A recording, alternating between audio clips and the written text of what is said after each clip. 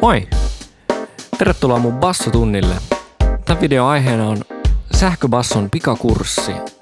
Tutustutaan vähän tähän soittimeen ja mä kerron, mitä mä ajattelen tämän soittimen opettamisesta ja harjoittelusta. Let's go!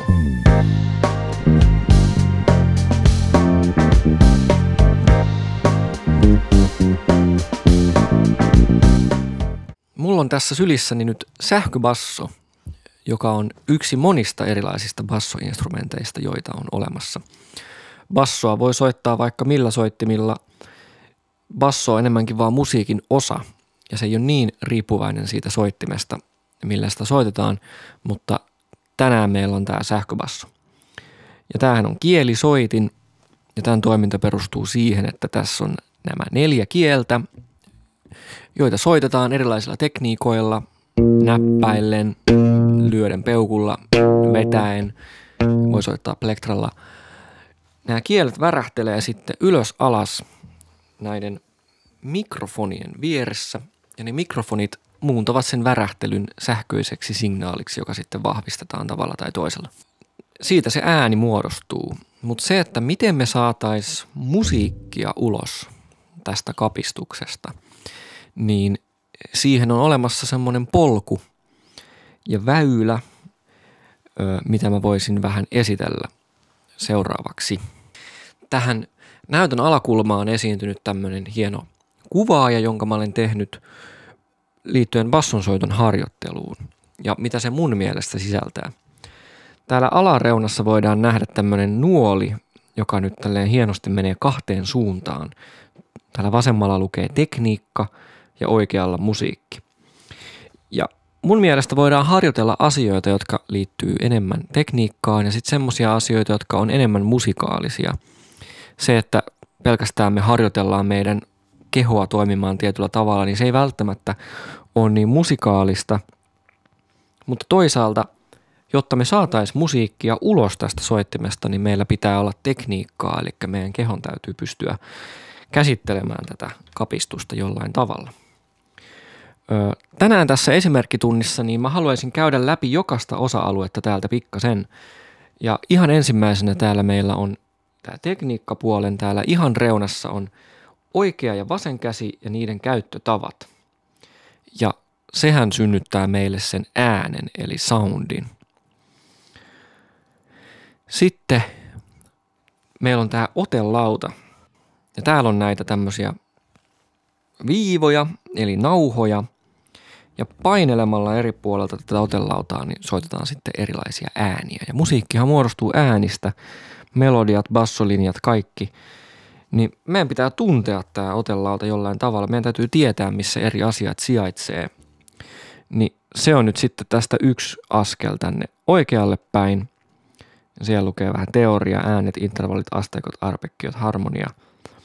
Siinä onkin käymistä läpi, mutta se ei ole mahdotonta ollenkaan. Ja aina kun siirrytään vähän enemmän tänne oikealle, niin siirrytään kohti niin kuin musiikkia ja sen soittamista. Eli eka meillä pitää olla kädet toimia, sitten meidän täytyy tietää, missä nämä äänet sijaitsee. Sitten niillä äänillä ruvetaan tekemään sitä musiikkia. Ja se voidaankin jakaa sitten useampaa osaa, eli basso kun on monesti säestävä soitin. Eli yhtyeissä tämä ei välttämättä ole niin kuin etualalla, vaan me säestetään muiden ihmisten toimintaa, luodaan pohja musiikille, niin täällä on rytmiikka, groovet ja bassokuviot. Se on se meidän juttu, se on se säestystyö käytännössä. Mutta sitten me voidaan myös soittaa melodioita, melodiataidot, siihen sisältyy kaikenlaista. Ja molempia näitä voi tehdä improvisoiden. No nyt sitten, jos me ollaan, niin kuin soitetaan jo musiikkia, soitetaan näitä erilaisia rytmejä tai grooveja, bassokuvioita, melodioita, niin sittenhän me siirrytään jo ohjelmiston puolelle, eli sitten me siirrytään soittamaan ihan kappaleita. Ja ne voi olla tietty monenlaisia, ne voi sisältää sekä säestämistä tai solistisuutta tai vaikka sun mitä. Eli kappaleet, sävellykset, biisit, ne sisältää kaiken, mitä basson soittaminen vaatii. Ja se lähtee sieltä tekniikasta ja sitten se pikkuhiljaa etenee enemmän ja enemmän kohti vaan pelkkää musiikkia. Mitä paremmin on tekniikka hallussa, niin sitä enemmän pystyy keskittymään vain ja ainoastaan sitten musisointiin. Sitten ruvetaan soittamaan. Ensimmäisenä pitää oppia kielten nimet. Matalin kieli, joka on täällä ylimpänä, E-kieli, toisiksi matalin, A-kieli, kolmanneksi matalin tai toisiksi korkein, D-kieli, korkein kieli, G-kieli, E, A, D ja G. Joskus joku kertoi mulle, että se on Esko Aho diggaa golfista. Tämmöinen muistisääntö. Sitten tämä oikean käden käyttö. Tänään näppäillään näitä kieliä etusormella. Se liike, jolla sitä kieltä näpätään, niin mä sanoisin, että paras liike on semmoinen, että se on niinku tämmöisen painamisen ja vetämisen välimaastosta sitä kieltä soitetaan.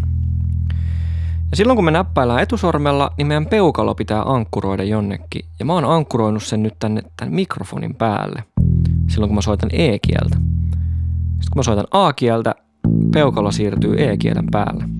Kun mä soitan D-kieltä, peukalo siirtyy A-kielelle. Ja kun mä soitan G-kieltä, se siirtyy tuonne D:lle. Kokeilepa itse kotona vaikka.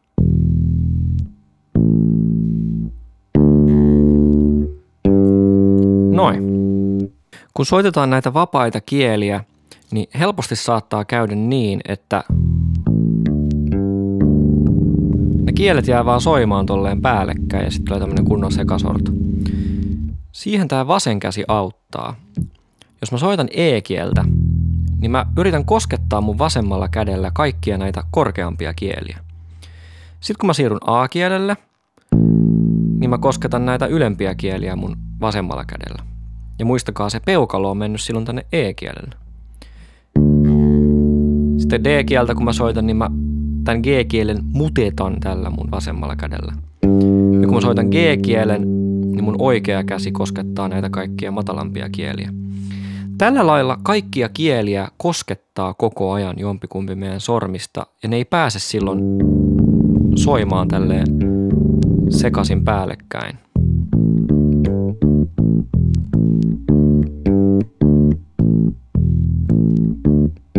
Näin. Näin me saadaan tosi puhdas ääni niistä vapaista kielistä. No niin, nyt mulla pyörii tässä tämmönen rumpuluuppi taustalla ja ruvetaan rytmissä harjoittelemaan näiden vapaiden kielten näppäilyä tällä oikealla kädellä.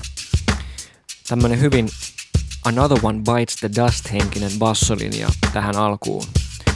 Y ja K ja E kieleltä lähtee. Oh yeah. A.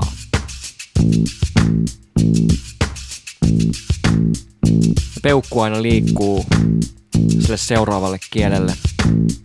D.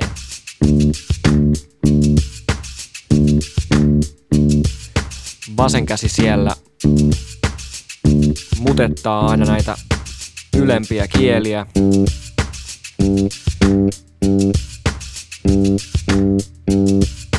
Sitten vähän eri rytmi.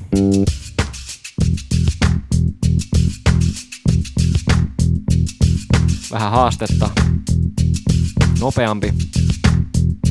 A. D.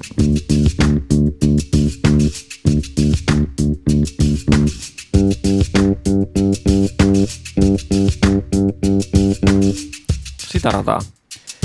Mä jätän tässä vähäksi aikaa tämän loopin pyörimään, niin voit kokeilla satunnaisesti näiden eri kielten soittoa rytmissä tähän. Yeah.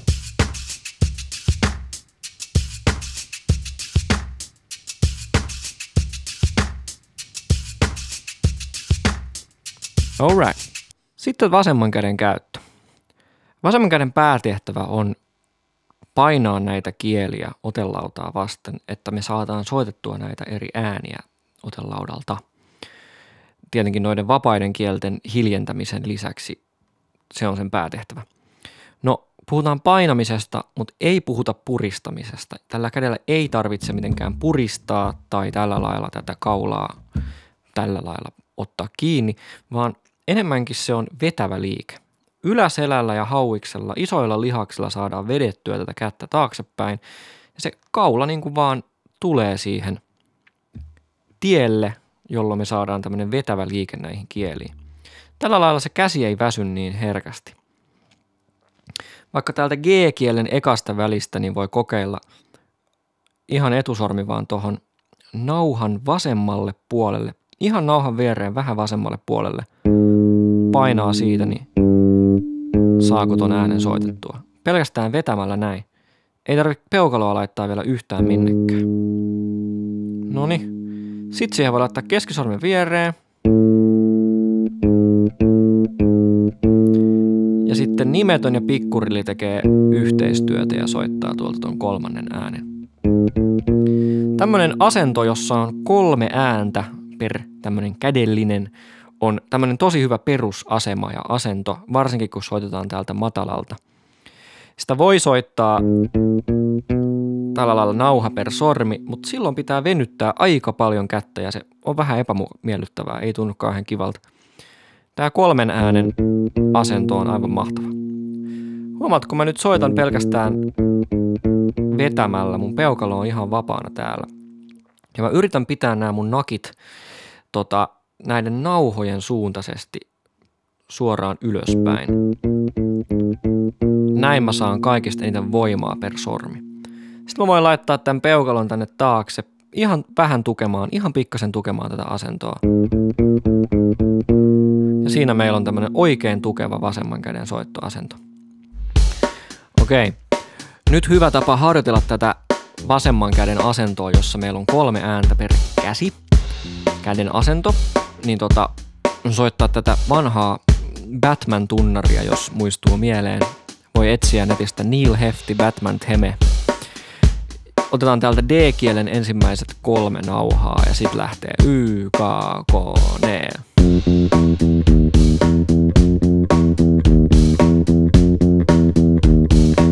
G-kielelle.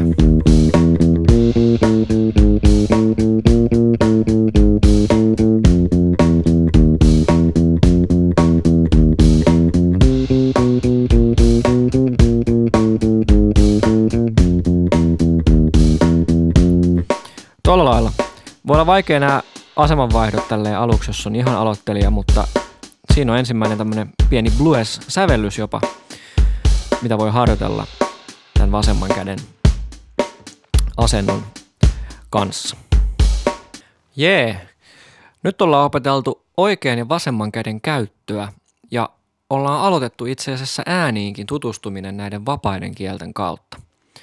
No, mä laitan nyt tähän näytölle tämmöisen kuvan, mihin mä oon piirtänyt kaikki tämän basson kaulan ensimmäisen 5 nauhan alueen äänet. Perusperiaatehan meillä musiikissa on, että meillä on äänet nimetty A:sta G:hen, aakkosjärjestyksessä. A, B, C, D, E, F, G. 1, 2, 3, 4, 5, 6, 7 ääntä. Tuolla basson kaulalla huomataan, että kaikista matalin ääni on E, sen vieressä on F, G, vapaakieli A, B, C, D, E, F, G, A, B, C, D. Kappas vaan, sehän rupeaa kuulostaa ihan duuriasteikolta.